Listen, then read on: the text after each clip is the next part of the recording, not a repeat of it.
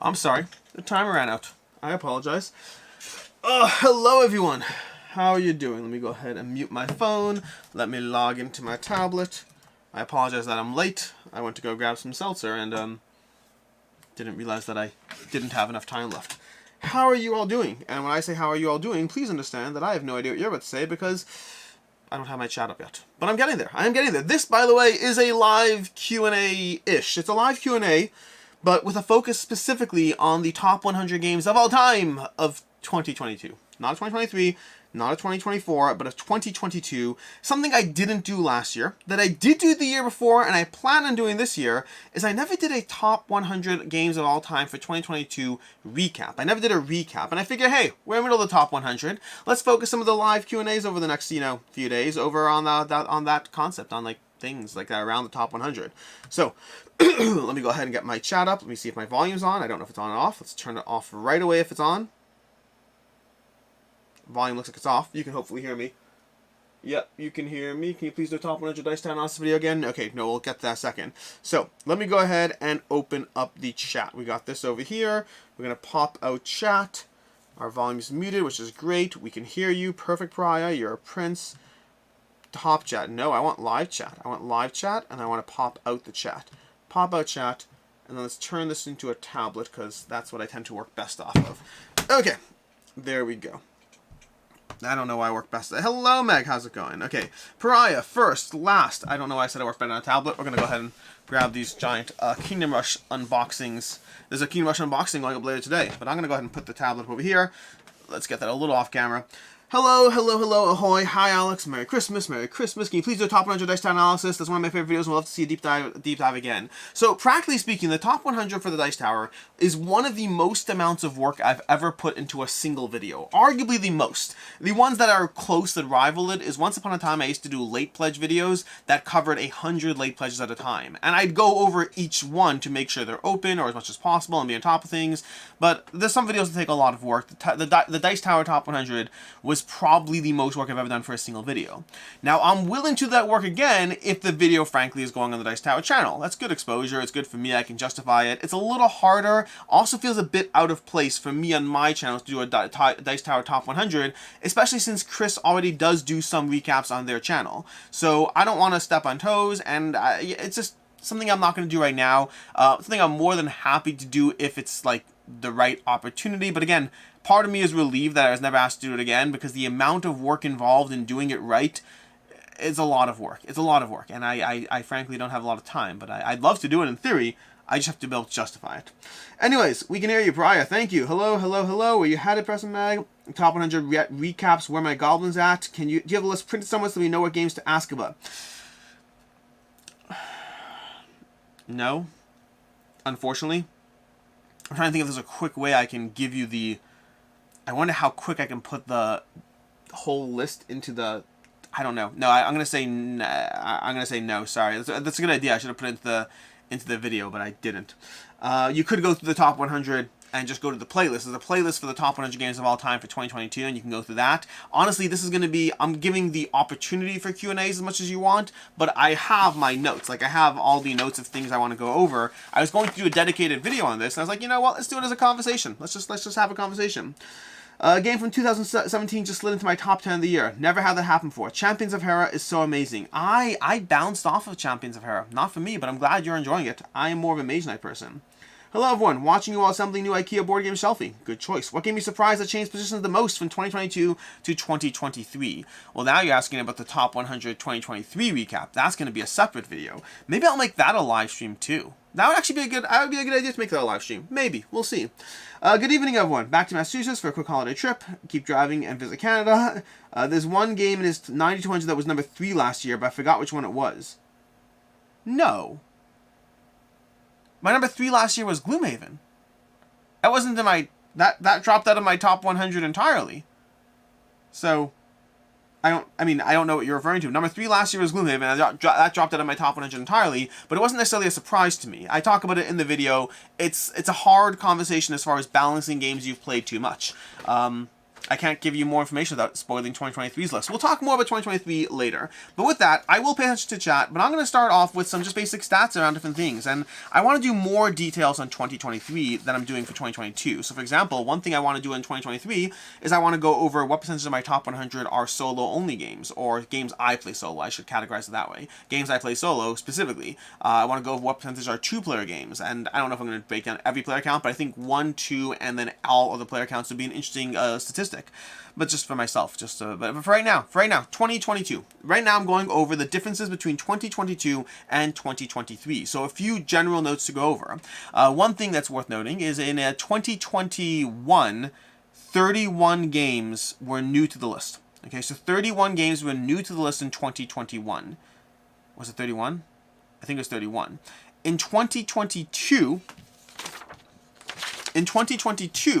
33 games were new to the list from 2021, but 31 games were new to the list, meaning 2 of them were new to the list from the year prior. So effectively, 2 years in a running, I've had 31 games that were new to the list. In 2023, that number is technically lower, but we'll talk more about that when we do the 2023 recap.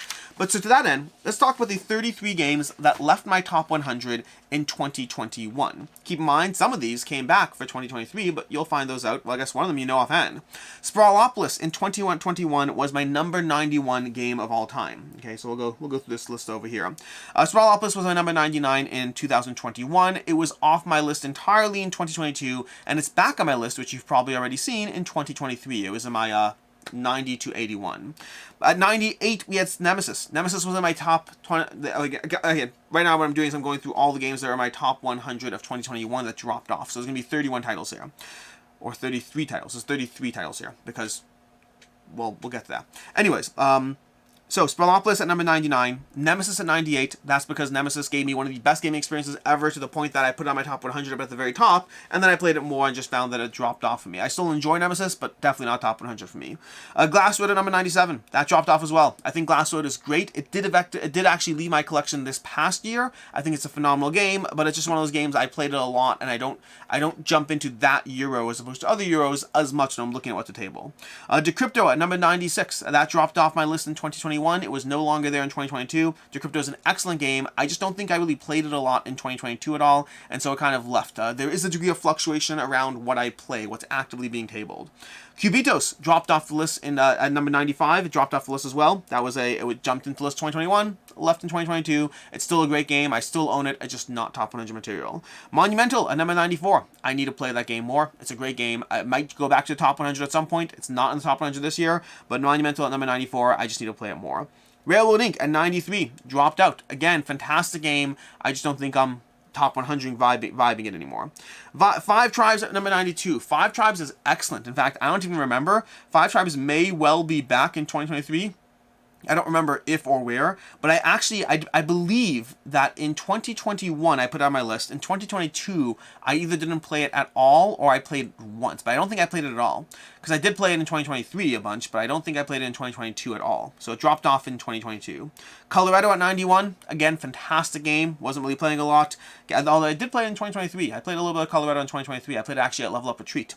Canvas at 90. Canvas at 90, I dropped off my list. Still a great game. Nothing changing there. One Night Ultimate Werewolf at 88. Still a great game. Circled Wagons at 87. Still a great game. Antique Duellum at 86. Still a great game. Santorini at 85. Still a great game. Bonfire at 84. That one left my collection. Still a great game, but I like other Stefan Feld games more. The other ones I just mentioned all in a row, those are still here. They're just not top 100.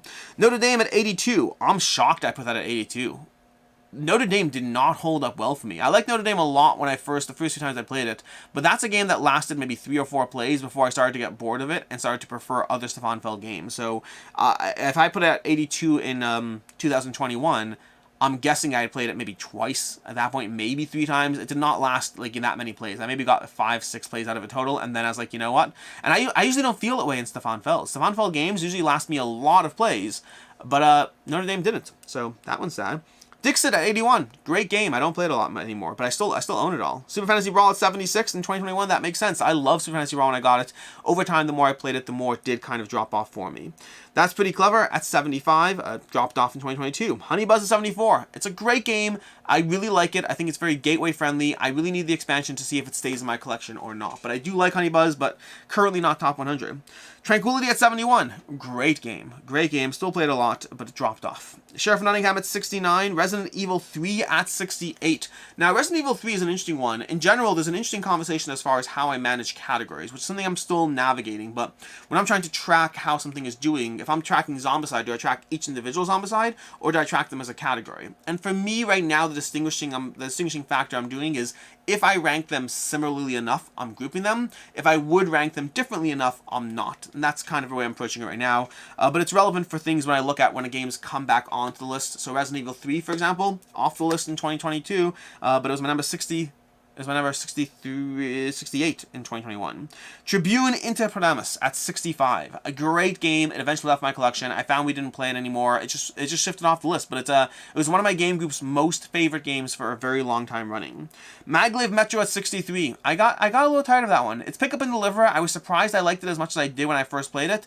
But the more I played it, the less charm I felt from the upgrading system of Maglev Metro, and the more I just felt the pick up and deliver parts, which weren't as much my jam. So it did leave my collection. Always a game I'm happy to play, not a game I'm vibing as much. Pandemic Legacy at 61. Always an interesting conversation as to when a Legacy game stays on the top 100 or not. How long after I've finished a Legacy game, it's no longer in my collection, but do I keep it or not? And so Pandemic Legacy was number 61, but it's currently, until I start playing them again, they're off my top 100. Will they enter the top 100 again? Entirely possible. Not this year, I'll tell you right now. Not this year in 2023, but it's entirely possible that Pandemic Legacy will enter again as I play it more. Destiny's at 57. Destinies is actually currently the inspiration for a separate list I'm working on right now, where I think I referenced this in one of the videos, but right now, Destinies is the only game I've rated a 5 since being on the channel, since having this channel. It's the only game I've rated a 5 that has left my collection. The games I've rated a 5 have dropped away from being 5s. That does happen. Not frequently, but it does happen. But Destiny's is the only one that has ever left my collection in a long time. It prompted me to start going through every single one of the 791 reviews I've done on the channel. I feel I've done more than 791 reviews. I have like 1,800 videos.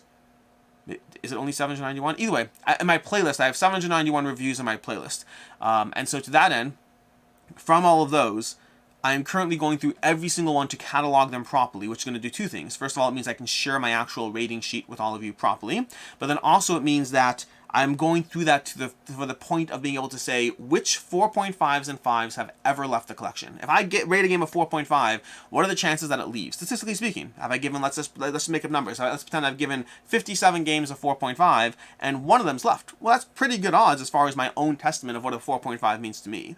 4s do leave less frequently. 3.5s, I don't even pretend that I'll keep. 4s usually mean I want to keep it. Not always, but usually means I want to keep it. If I don't, it's because there's other overlapping things that I value more, which happens in things like area control, heavy euros, and area control and heavy euros, I usually don't keep 4s. I usually only keep 4.5s. Anyway, Paleo at 51. I love Paleo. And then I had a few bad plays of it and kind of dropped off for me. So it left eventually. I think Paleo's phenomenal though. Lords of Hellas at 50, Indonesia at 41, Under Falling Skies at 34. Under Falling Skies fell off my top 100? Wow. I mean, it's back in 2023. You can see that. It joined back up in 2023, but I'm disappointed that it left. It was my number 34 game of all time in 2021, and it left in 2022. Then again, Ankh was my number 33 game of all time, and it dropped off the list entirely in 2022. It actually left my collection sort of this year. If you've seen that Instagram post, you'll see it was leaving my collection. But my son did rescue it for right now. So for right now, Ankh is actually currently safe, although you will watch a video coming up soon where I tell you that it's leaving. But that video was filmed before my son rescued it. And then lastly, Whistle Mountain at number 29. Whistle Mountain also left top 100. That actually entered the top 100 in 2021 at the very... No. In 2020, it entered at the very top. Like, it was like number 100 or something like that. In 2021, it jumped up to 29. And in 2022, it dropped off the list entirely. I almost got rid of it. And then I played it again, and I was like, no, I like this for a reason. It kind of feels like Apiary to me. For whatever reason, I get Apiary vibes from it. I had played Apiary, and I told my friend, you know what, I think I'm going to get rid of Whistle Mountain because of Apiary. And so he's like, let's play it. So we played Whistle Mountain. I was like, you know what, I'm not going to get rid of Whistle Mountain. I'm going to keep them both. And those are the 33 games that, now I can go to chat in a second, but those are the 33 games that, that dropped, which means time for questions part. There's more things to go over. But anyways. Keep driving. Don't forget one of the top board games. Fascinating how a game can it's fascinating to me how a game can go from number 3 to off the top 100, but I appreciate your honesty. So Jack, in general, one thing I'm very clear about when my top 100 begins, I have recency bias. The games I play more often more recently tend to go up. Games I don't play as much tend to go down. In the case of Gloomhaven, though, it's not recency bias. It's a game that, when I put it at number 3, I am guessing here, but I was probably about 80 hours into the system, maybe 100 hours into the system. And I loved it. I thought there was a lot of fun things going on. But at a certain point, I found I was pushing myself to play it. I was pushing it because we were streaming it. Professor Meg and I were streaming it for our camp co-op community, and I was pushing myself to play it, and I was pushing myself to continue to play a game that I was vibing a little less. And I think sometimes too much of a good thing can burn you out a bit. I mean, like, for example, I think Prison Break, if you watch season 1 of Prison Break, I think it's amazing. One of the best seasons of TV ever. But if you're rating the entire, so if I'm rating the best season 1s of all time, Prison Break's going to be in there. If I'm rating the best TV series of all time, Prison Break drops off hard. And so for me, Gloomhaven, just the amount of time I spent in it, it doesn't hold up to me to 200 hours plus of gameplay. And it is 200 hours plus, because there's Frosthaven, there's Gloomhaven, there's Jaws of the Lion. Between the 3 of them, I'm probably around 300 hours into the system. Do I still like it? Yes. Is it top 100? When I think of the games I most want to play, it's not on the list, unfortunately.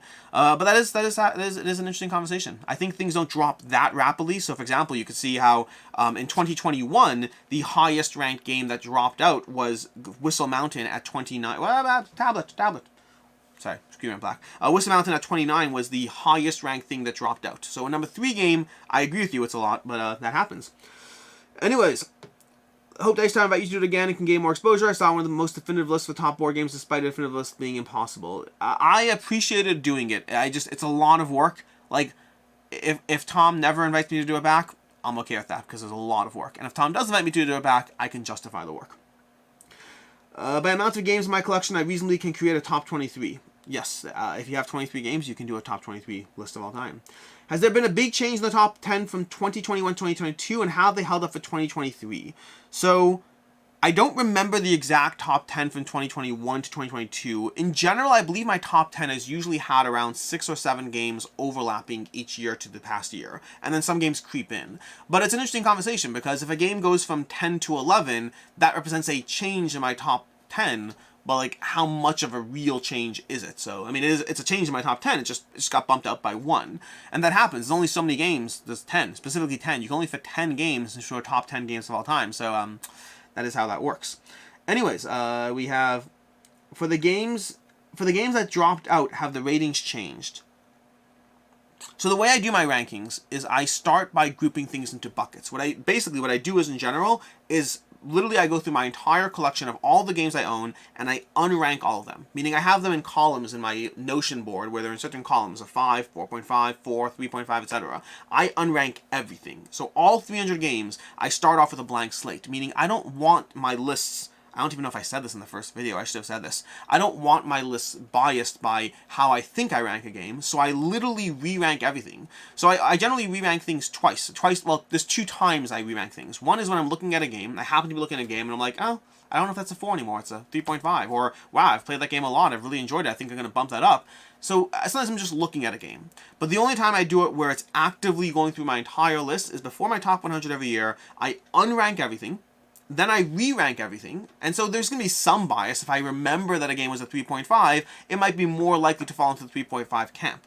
But I don't try to do it based on memory, I just try to think through. I'm like, okay, 3.5, 3, 4, and as a result I get rid of some games, I do. But past that I end up with buckets. And then once those buckets are settled, buckets meaning a bucket of 5s, a bucket of 4.5s, a bucket of 4s, once those buckets are settled, that's usually one of the fastest ways for things to drop off. So for example, in 2022, my top 100 was mostly 5s, then, sorry, not mostly, a lot of 5s, a lot of 4.5s, and then maybe 15 or so 4s. That was my top 100 in 2022. In 2023, it's only 5s and 4.5s. I have enough 5s and 4.5s now that my top 100 is only those 2 categories. In fact, there's around 10 to 15 4.5s that aren't on the list. So anything that I re-ranked to a 4 is inherently off the list. Boom. If something drops from a 4.5 to a 4, guaranteed it is off the list just because it didn't even get entered into the ranking for the top 100, because I only ranked 4.5s and 5s once I got down, just because I saw I had enough. I had 115 games between those 2 categories, so I didn't even need to touch the 4s. So that's kind of that. So I guess the short answer is sometimes yes. I would say that when you're seeing a drop of more than 50, then it means it got re-ranked. So if something goes from, let's say, 31 to 85, it got re-ranked for sure. Versus if it goes from 31 to 41, it may have stayed the same rank, but or same rating, but the rank changed. Had a couple of very high rated games I got rid of. Yep, most of it, like you, Pandemic Legacy, was more of an experience. So for those, I tried to talk with them in my top 100 for a bit, but eventually they do have to go away. Just dropped by to say hello. We're currently playing Zombicide Black Plague. Enjoy it. Curious the way you curated your top list being the games of the moment. Have you thought of a top list for games that may not be in your collection but are top must-plays per genre? Yes, absolutely. I think it's a great concept. A good example I frequently give is Tigris and Euphrates. Tigris and Euphrates is a 5 out of 5 game for me that I don't own. And I'm just not going to put in my top 100 because for me, my top 100 is about what are the games I actively want to play today. Granted, you can say that system is flawed, but honestly, the amount of games you're losing out picking one or the other is a different conversation, and I just don't want to hold on to things that I'm like, this game is a great game, but I don't own it, so still recommending it, though. I want these games to be the games I recommend, the games I play the most. Tenaris being at the bottom of the list makes it feel like it's a bad game, even though it's in the top list. Yeah, Tenaris, if a game is anything in the top 100, you have to realize I want to squeeze more games in the top 100 than I actively have. I want to squeeze them in. I want to talk about these games that I love. Anything in the top 100 is still a great game. Tenaris going down does reflect the fact that, yeah, I've played 150, 200 hours of Tenaris this year. That's a lot of time for a single game. So my desire to play Tenaris in the past, when I've covered Tenaris in the past, I've always been like, this is a game where I play it a little bit here, a little bit there. I wish I could play it more. And this year I played it more. It's kind of like if you have Chinese food, if you love Chinese food, but if you have Chinese food every single week for the next year, your desire for Chinese food does go down. It doesn't mean Chinese food is bad, it just means that you've been satiated. And to me, a lot of the way I rank games does have a degree of satiation behind it. Like, how much do I want that thing? How do you get your list of games for ranking? Is it pull everything off the shelves or all electronic? I track my collection electronically in general, which does mean I do miss things. Last year in 2022, Unsettled should have been in my top 100 games of all time. For whatever reason, I didn't have it in my electronic list, and that meant I missed it. So that kind of thing does happen. Usually over time, I do notice when things are missing somehow, but not always. Have you ever considered going back to the whole number ratings of 1 to 5 again? As time goes on, I feel that was probably better. The whole numbers, no, I don't actually. So the reason I don't is, as it is, here's the problem I have right now. The problem I have right now is that if you're giving a game a 1 to 5 rating, and 1s don't really exist that often. So it's really a 2 to 5 rating, where 2s are incredibly infrequent, which really means it's a 3 to 5 rating, but 5s are also incredibly infrequent. So really it's a 3 or a 4 scale, with the occasional 5 and the occasional 2. That means when you rank a game, it's like I can spend 20 minutes in a review, and 87% of my reviews are going to be either a 3 or a 4. Now, depending on who you are, that works for you. Because for me, it actually does kind of work for me. Because games, for the most part, are like, love, really like, and love. Those are the most common categories for games. Occasionally I dislike, but that is the exception. It is definitely the exception. Just yesterday, I played a game that I was like, I don't need to play this again. I still enjoyed it. I still had fun. I just have so many better games. So really like, and love are all I need. But I don't think it reflects as well on the channel if 87% of the ratings on the channel are 1 of 2 ratings. So I do need that additional nuance. And I do attach mental meaning to the nuance. If you look at my rating scale, you'll see that everything has a meaning to it. And that meaning is how I feel. So I could mentally distinguish between them. But yeah, I think I'm going to stick with the 0.5s. I think I commented this already, but this isn't your top. I think I commented this already, but this isn't your top 100 of all time. This is your top 100 of right now. Yes, 100%. That is how it works. That is because inherently, what is a top 100 of all time? Is it something that you never, ever, ever list? It means that when I say top 100 of all time, as of right now in 2023, these are the top 100 games for me. Will it change? Yeah, that's how ratings work. How else would you ever have an of all time system? Is it locked in forever, permanently fixed? I don't know. If it was of all time, then would it factor in previous games? Oh, no, you're talking about previous games. No, what is that mini over your left shoulder? That is Horizon Zero Dawn. If it was of all time, then would it factor in previous games? No, it's top 100 of all time based on the way I feel right now. But there's the difference that I think you're confusing is Tigris and Euphrates left my collection because there are a bunch of factors that lead to my desire to play it. I think you're confusing it based on ratings, which is ratings is a factor, but if a game leaves my collection while it's a 5 out of 5, then that takes into account my desire to play it. The top 100 for the most part is based on my desire to play. That's what it is. It is infrequent, but it does happen where a highly rated game leaves my collection for other reasons, but that still affects my desire to play.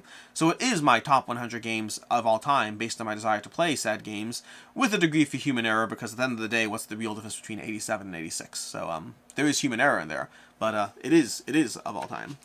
Anyways, moving on to the next category, because we've caught up on chat to a degree, we're going to go ahead to the next section, which is the new games. If 33 games left my top 100 in 2021, that means 33 games entered my top 100 as well. With the caveat that 2 of those 33 were in my top 100 in 2020 or 2019 or some prior year, meaning they weren't new to the list, they came back into the swing of things. So, what are those games? Well, to start off with, the 2 that re-entered the list was The Mind, which came in at 96, and previously, a year earlier in 2019 and 2020 had been 97. So it went from 97, bounced out of the list, and then came back in at 96. So not that major, not a big shift, but it bounced in and out.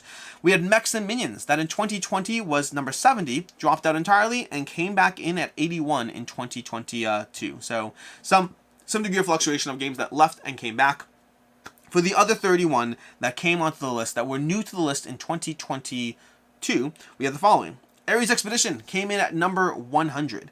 Tiny Turbo Cars came in at 99. Letters from Whitechapel came in at 98. Welcome to the Moon at 97. The Mind, well, we covered The Mind. Marvel Zombies Heroes Resistance at 95. This is actually a mistake, by the way. Marvel Zombies Heroes Resistance falls into a weird category where I separated out, like this year, all zombicides are 1. And I'm ranking it based on the best zombicide, but I'm counting all zombicides as 1. In 2022, I did have Marvel Zombies Heroes Resistance as well as Zombicide Black Plague, and I regret that. I don't think I want to do that. I think I would just talk about the best one and then talk about my experiences with the others. Not because it's not true. It is true. I just don't want to talk about multiples of a game within a top 100. I'd rather shelve those and just talk about them within the listing. So that was not Marvel Zombies Heroes Resistance, 95, but last year I had 2 zombicides. This year we'll only have 1, and I'll talk about all of them within that category. Framework came in at 94. Resurgence came in at 92. Foundations of Rome at 88. Caesar Sees Rome in 20 Minutes at 86. Bus at 85. Guards of Atlantis 2 at 80. Cartographers at 78. Caverna the Cave Farmers at 77. Lacrimosa at 76, Gollum at 74, The Isle of Cats Explorer and Draw at 71, Roleplay Adventures at 68, Mosaic at 59, Hopmachus Victorum at 58, Burn Cycle at 52. That's too many Bones games, right? The Chip 30 games there, right there.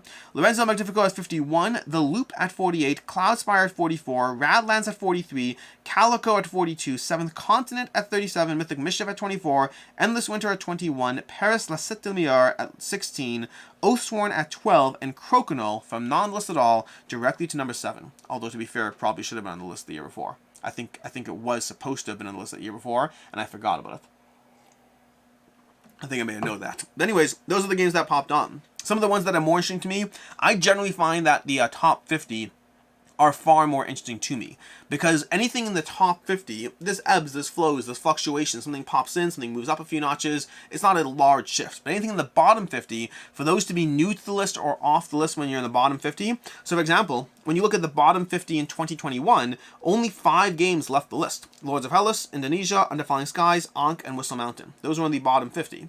Versus ones that entered the top 50, we had 1, 2, 3, 4, 5, 6, 7, 8, 9, 10. We had 10 games that entered the top 50, which again makes sense because something else, it's more natural for something to pop in, enter the top 50, and something moves up a few spots, and something else moves up a few spots, and things get bumped off. That's more normal. So the idea that something new pops in, and the excitement is there, that's more common. But these, I'm mostly okay with these. I will talk about, again, going to my 2023 stats when I do those, we'll also talk about the nature of, okay, great, well, which games that were new to me in 2022 stuck around. Those are going to be part of the conversation as well. I'm going to go through a lot of just kind of trying to figure out what I think I find interesting about this list is how much of this is all Cult of the New. 31 games entered in 2021, 31 games entered in 2022. That means like a third of my top 100 still represents, ooh, look, new and shiny. And the question is, how long does that new and shiny stick there? I don't mind 31 new games entering. It's more intriguing to me when something that's lower down pops out. Anyways, chat. Let's see. Had a couple. Oh wow, I'm lost. Okay. No. It was all time. Side note. I don't see the Resistance, Avalon, or Quest in your 2022 top 100. Do you ever prefer hidden roll games, or are such games not in your top 100? So 2022 may not have had any hidden roll games. It's possible. And that's a large part of that is the games of the moment aspect, where I think COVID kind of shifted a lot of the way I play games and a lot of game groups I have. So I just wasn't getting plays of One Night Ultimate Werewolf or Quest or Resistance or Feed the Kraken, any of these hidden role games. I just stopped playing for the most part. I still enjoy them as a genre, but my game group doesn't really enable that right now. We usually we have like a more of a game group of 3 to 4 people, as opposed to once upon a time we had 3 to 10 people, and so that just changed the way I play some games. And it's not a lack of desire to play those games, but it's just they're not in my mental framework. I've gotten rid of a bunch of them, and I still have Quest, I still have One Night Ultimate Werewolf, and I don't know if I need the rest that much. I'm getting rid of Feed the Kraken, but I'm hoping to gift that to people who will play it with. But yeah, that is a factor. I think it would factor in Gloomhaven if it was of all time, because having played it 250 times, then an all-time list would include it as a greatest game of all time. James, again, I think we're arguing over terminology. This is my desire to play these games. My top 100 games that I want to play. That's what I'm ranking it as. It's based on desire to play. So I think the list you want this to be is just not the list it is. Do you keep games in your collection that are great experiences that are best played infrequently? Too often sours the experience, but every once in a while is amazing. I'm not sure I totally understand the question. I do keep games in my collection that I play infrequently. I am fine keeping a game that only gets played every 2 years if that experience is worth it. The reason I get rid of games, more often than not, is because I find games that you only play every 2 years, more often than not, when it's time to play that game again, you don't, because you don't know the rules. So I don't mind keeping a game that only gets played every 2 years if it actually gets played every 2 years. If a game would only get played every 2 years, and then when it's time to play it, I'm going to pick something else because I don't know the rules to that game and I don't want to learn it on the fly, that changes the way it works. So for me, having too many games just lowers the likelihood of me getting them played, and so once a game enters that area, that's when it goes away. But actual frequency itself, not a factor. Frequency in comparison to whether it makes it less likely to play it in general, that's a different factor. James, the semantics over the term all time. It's an easy phrase to say a lot when in reality this is right now, which is not all time. James, like my greatest all-time favorite sports players would include Michael Jordan, but my greatest right now players would not include him. Yeah, I think all time just being my desire to play. From all the games, from all time, my desire to play these top 100. That's what I'm talking about. Alright. Sean Marks. Do you think you will mix components for games play of Marvel Zombies and Deceased? Nope. I see no reason to. I mean, will I occasionally pull out, Batman so we could face off against Iron Man? Maybe. But I'm not gonna... Oh, maybe I would.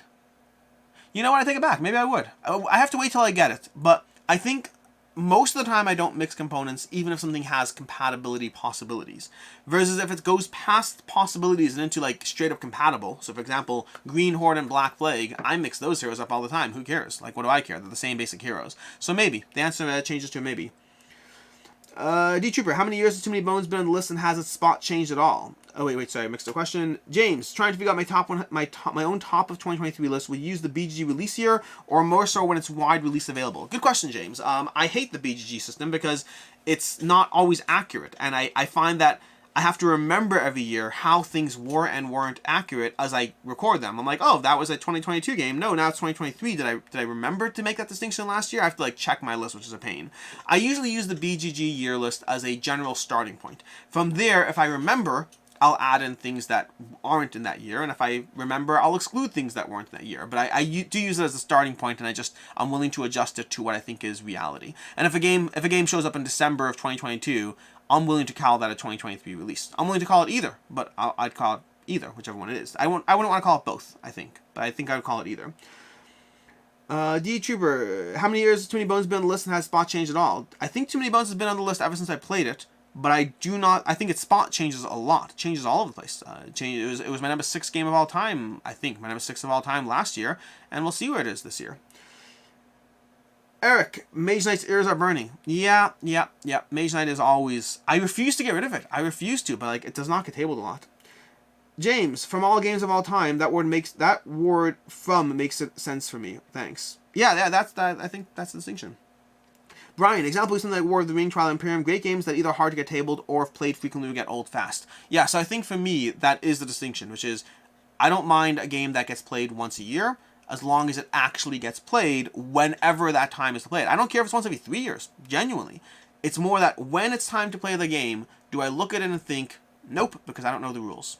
And if that's what's happening, get rid of it. But if that's not what's happening, if you're like, hey, by the way, I haven't played, Resistance in 4 years because COVID and things happen, but I happen to have 9 people in my house and I know exactly how to play the game, I'll keep it for that. I'll keep it for the right time and occasion.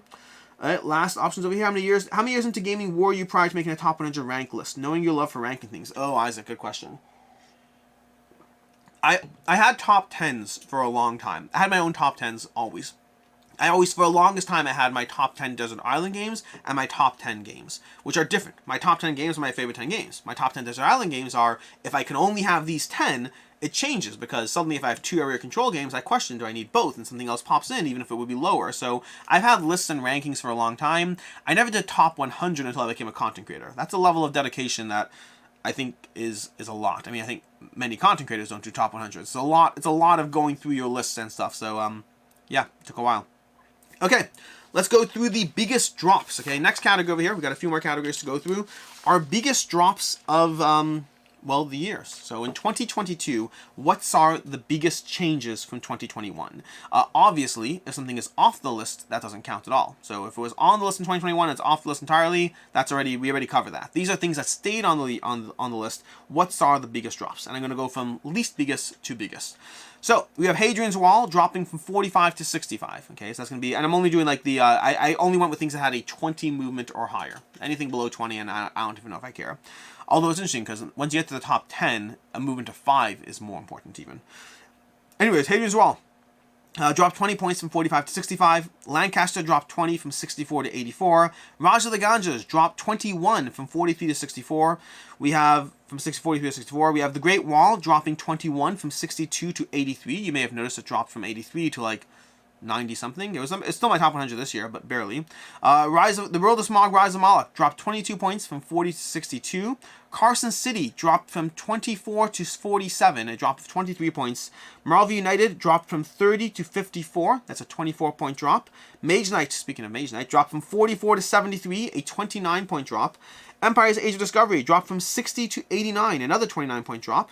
We have Parks dropping 30 points from 37 to 67, and it made the list this year, but it dropped to like 90. I think it was 90 or 91, something like that.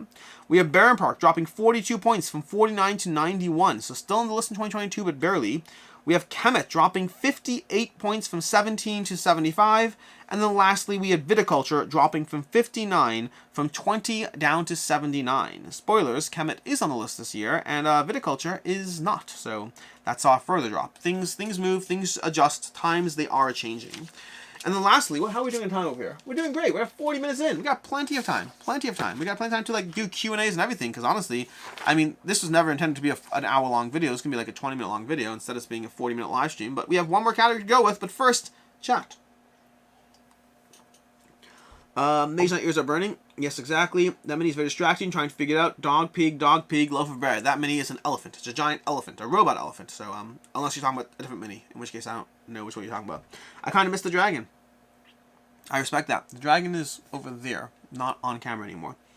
Need to get going. Lunch, Italian beef sandwich today. Post on Discord. Everyone join the community. Level Up a month away. Hope to see you all there. Yes, Level Up is indeed coming shortly. To those of you who don't know about it, Level Up Retreat is a convention I'm hosting in New Jersey, February 2nd to 4th. Come on, join, have fun, play games, all that fun stuff. Lots and lots of fun games will be there. Okay, the biggest rises. So these are the games that saw the biggest jump in the list. They were on the list in 2021, and they jumped further up the list in 2022. We have a game that jumped as high as 64 points, but we're going to start off with the one that jumped 21 points, going from 66 to 45 is Istanbul. Istanbul does not get played a ton, but that's a good example of a game that it's so accessible, easy to pull out on the table. I always have a good time with it. We have Seven Wonders, jumping 23 points from 79 to 56. I don't know why it happened. Did I play Seven Wonders a lot in 2022? I don't remember. I may have, but I like Seven Wonders, so it's entirely possible. We have Dominion jumping 23 points from 78 to 55. We have The Crew jumping from 100 to 69, a 31-point jump.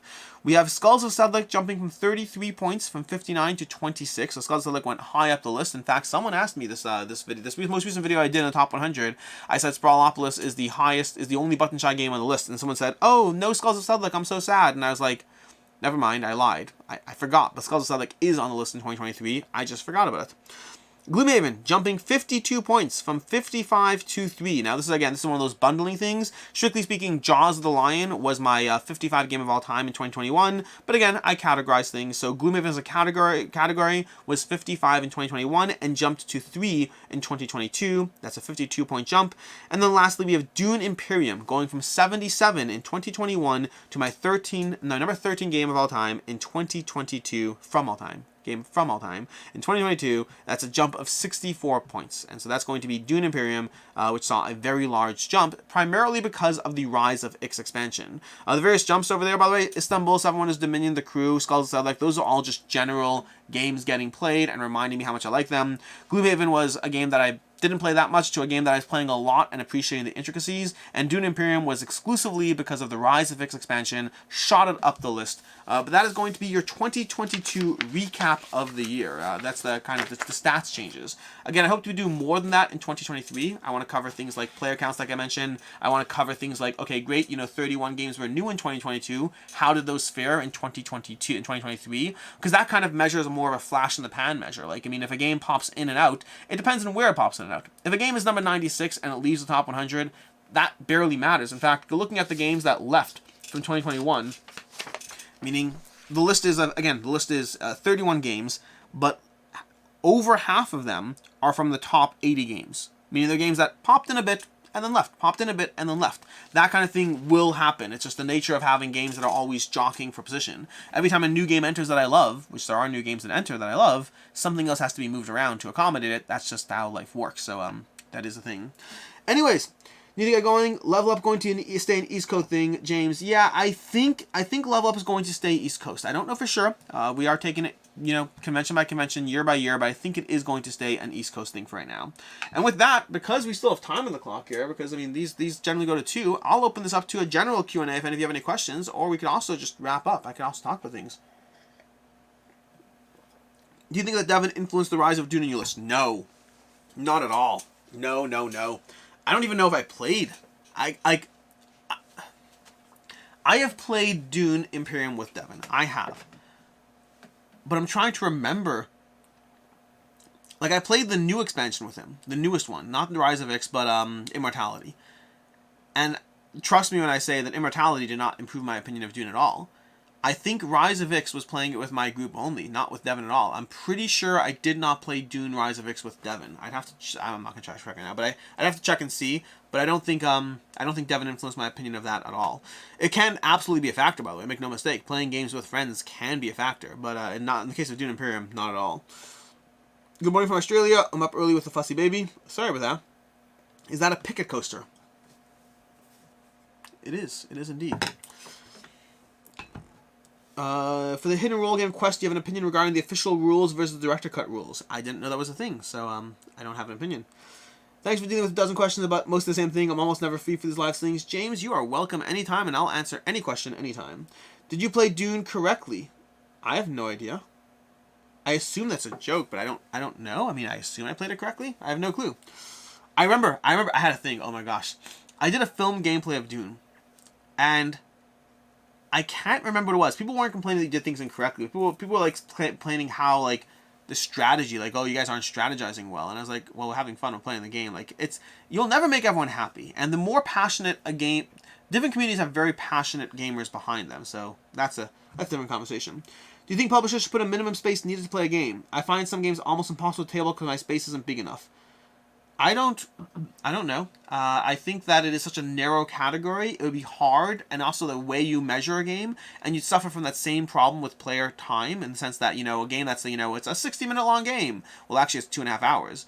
Well, a game that could fit in a 4x4 space is not necessarily the game that ideally fits in a 4x4 space.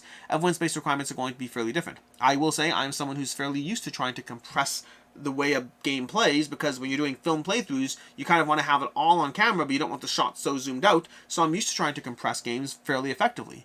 I find there are 2 or 3 games that I really enjoy, but the table space required is so much that I'm like, I don't enjoy you that much. I just don't. There's a handful of games. I really liked, not ISS Vanguard, but I think it was an ISS, I'm blanking the name. The Dreamscape? The ISS Dreamscape, something like that? Or I don't remember exactly the name. It was something Dreamscape, I want to say. But it was like a space game, but the table space was obnoxious to the point that whenever it does show up, I don't know if it's sticking around. There's also that game about moving a ship through space. Table space was obnoxious. Really like the game. Like the game a lot, but I don't know if it's staying. It's not that I know it's not. I don't know if it's staying around. Whenever a game takes up so much space that I have to genuinely consider just practically my desire to table it, that I have to like the game that much more for it to stick around. Bantam West. Bantam West had a huge table presence. Yes, Meg, you are correct. Bantam West was definitely a game that I am hopeful that it's a game that will stick around. I just don't know. Best games you're playing with your kiddos right now? Oh, I play Leo the Lion with them. I love that one. I've been playing Trio with them so much. I have played like 16 games of Trio with them in the past 3 weeks. Every week they ask to play it, and they keep asking to play it. They're having so much fun with Trio, it's almost obnoxious how much fun they're having. That was a small flashback for certain Dune from Command gameplay. Oh, you're talking about War of the Ring. Yeah, that was... Devin cheated. A consistent problem I have, it gets me in trouble all the time, is whenever I cover a game based on someone else teaching me, I should say whenever, but there's a decent amount of time. Okay, I don't get all rules right. I never do, I never will. That's especially in a film gameplay. But more often than not, I know the rule, I just missed it. I'm just trying to film a gameplay, being on top of things. In general, film gameplays will often have a lot of rules mistakes. People are either okay with that or they're not. If you're not okay with that, this is not the channel for you.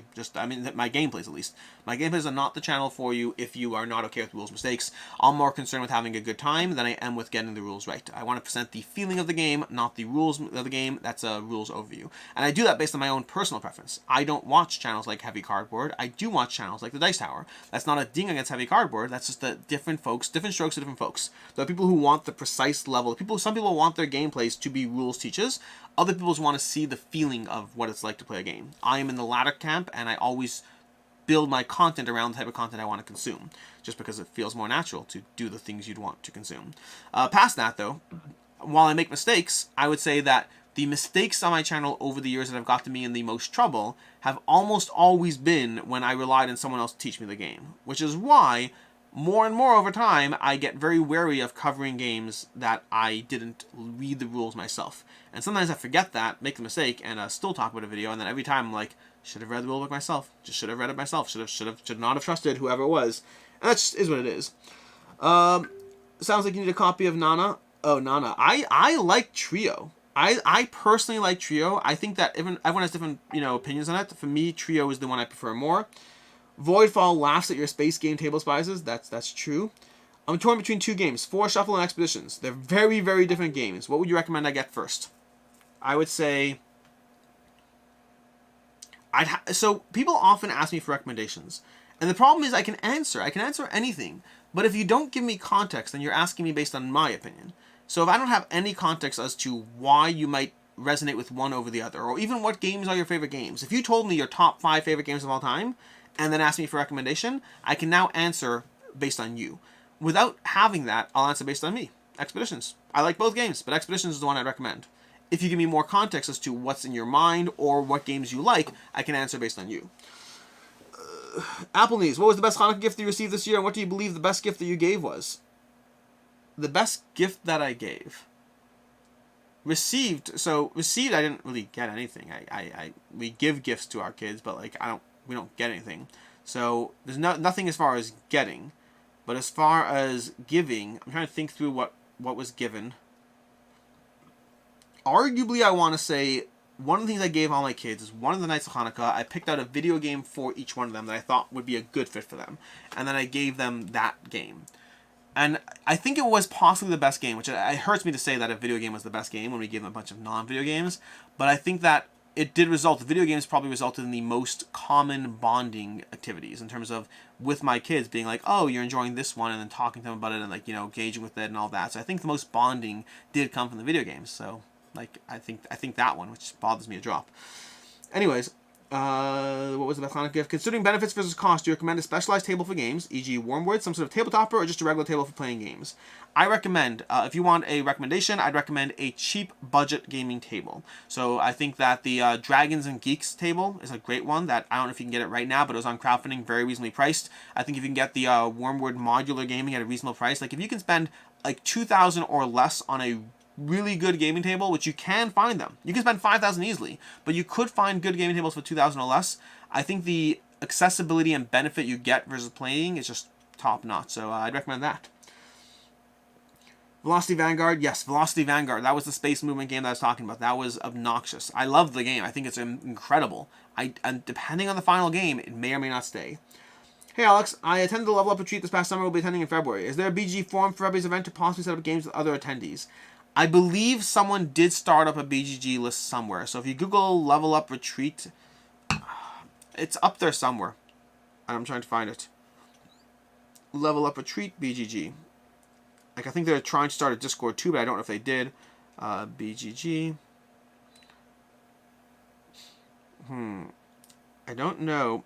Level Up Board Game Retreat 2024. Okay, just do that. Level Up Board Game Retreat 2024 BGG. That's going to be the forum. There's a library. There's a want to bring. There's all these things people are doing as far as general communication. So there's a bunch of different lists that are referenced here. Yeah, I think this is the forum. I don't even know how this works. Anyways, but yeah, there is a thing out there. Okay. I play tabletop tournaments after 6+ hours of gaming in one day. On the clock, there are always rules mistakes on both ends. Yeah, I think rules and again, the big thing to remember as well is like, well, there's a few things to remember. The first is that, well, I'm trying to think how much I want to get into this. When you're playing a game on camera, the first thing to remember is you're presenting for the audience. So you're already being mindful of things like dead air. Dead air is one of the biggest things. So like, I sing a lot on camera. There's two reasons I sing. One is I happen to sing in real life. I happen to like burst into like song and any given like, you know, phrase that triggers it. But two is it also helps fill the dead space. But you also want to be mindful of talking through other people's turns, because when I'm talking through my turn, if I'm sitting there and playing a game, I'll talk through it because it's better for the camera. So I'll be like, oh, you know, I don't know, I have this card. I could play this one over here. This one's going to cost me 2 gold, but that will get me there. The problem is you're currently going there.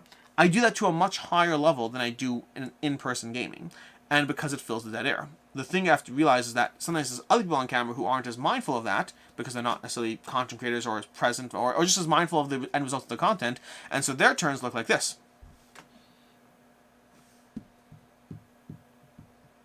And now I'm trying to figure out how much do I want to talk through it, guide it, push the turn, so that I'm being mindful of playing a game to the best of my ability while presenting something that will hopefully be consumable content that, you know, works with people, which is already the first thing. And the second thing is, as much as possible, like, I might know the game the best. Generally, I will know the game the best at the table. Generally, not always. And when that happens, I'm playing the game correctly, hopefully, but I'm not always on top of everyone else's moves or maintenance or all those things. And it's just a very hard thing to do. I remember that Tom Vassal has historically said, like, he realizes to never play games right. There's a lot of channels that have said they've realized they've never played games correctly because they play them on camera and people watch.